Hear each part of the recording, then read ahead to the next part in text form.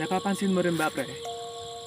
Maraming magsasaka, pre, na namamatay sa pagod, sa hirap, pero wala namang nararating.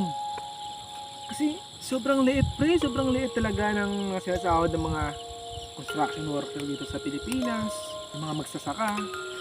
Yung mga magsasaka, pre, alam mo yan, sapat lang yung mga kinikita nila sa anin nila.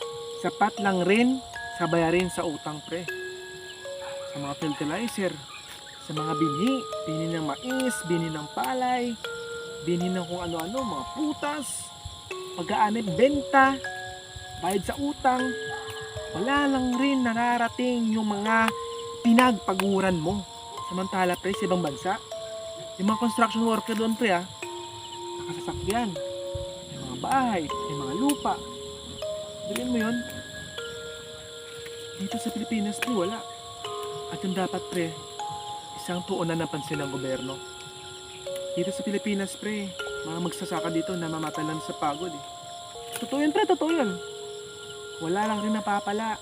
Walang ipon. Walang magandang income, pre. Kasi bayad sa binhi, bayad sa fertilizer, bayad sa ganito, bayad sa ganyan. Kita mo yan, pre, oh. Sobrang lawak ng palayan ng maisan, pre. Kaya dito, pre, oh. Mga maisan dito.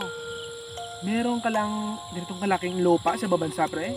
Sigurado mayaman ka na. Dito sa Pilipinas, pre, kailangan mo pang malaking lupa mo para mayaman ka. Hindi talaga sapat, pre.